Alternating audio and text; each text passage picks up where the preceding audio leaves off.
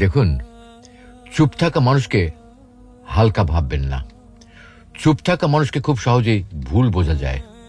তারা চেঁচায় না, তারা দেখাতে যায় না, তারা কাউকে বোঝানোর চেষ্টাও করে না, কিন্তু সেটাই তাদের সবচেয়ে বড় শক্তি।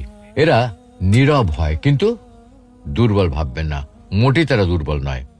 এই মানুষগুলো সবসময় দূর থেকে দেখে, বোঝে, বিশ্লেষণ করে, তারপরে মনে মনে সব হিসাব মিলিয়ে নেয়, কিন্তু কখনো কাউকে কিছু বলে না।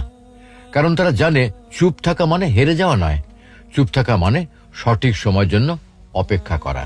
চুপ থাকা মানুষগুলো দেখাচ্ছে অনেক বেশি বোঝে, তাদের চোখের কোনো শব্দ নেই, কিন্তু তাদের নীরবতা হাজার কথা বলে।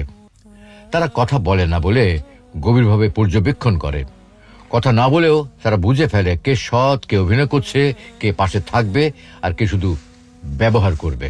তারা ছোট ছোট অপমান মনে রাখে, কিন্তু প্রকাশ করে না। তারা ঝগড়া করে না, তর্কে নামে না, কারণ তারা জানে মুখে জেতা যায় না, জেতা যায় প্রমাণ দিয়ে, সময় দিয়ে। তারা সব হিসাব চুপচাপ মনে মনে মিলিয়ে নেয়। কোন মানুষের মুখে হাসি আছে আর কোন মানুষের মনে বিষ আছে ওরা খুব সহজে বুঝে ফেলে, কিন্তু বলে না, শুধু নীরবে এগিয়ে যায়। তারা নিজেদের লড়াই নিজেরাই লড়ে। কেউ পাশে না থাকলেও তারা থেমে যায় না। হয়তো রাতের পর রাত কেঁদেছে, কিন্তু ভোরের আলো উঠলে আবার উঠে দাঁড়িয়েছে। কেউ দেখেও না, কেউ জানেও না, কিন্তু এভাবেই ওরা নিজের যুদ্ধ জিতে নেয়। তারা সক্ষমতার মাধ্যমে সব প্রশ্নের জবাব দেয়। কথায় নয়, উচ্চস্বরে প্রতিবাদ নয়, শুধু সফলতার ফলাফলই হলো আসল প্রতিবাদ।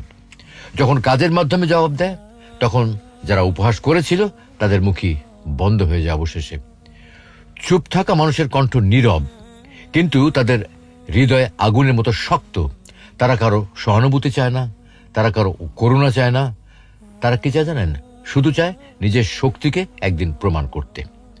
আপনি যদি এমন একজন মানুষ হন, তাহলে মনে রাখবেন আপনার নীরবতাই আপনার শক্তি। একদিন এই নীরবতাই আপনার পক্ষ থেকে কথা বলবে, আর পুরো পৃথিবী সেটা শুনবে। চুপ থেকেও পৃথিবী বদলানো যায়।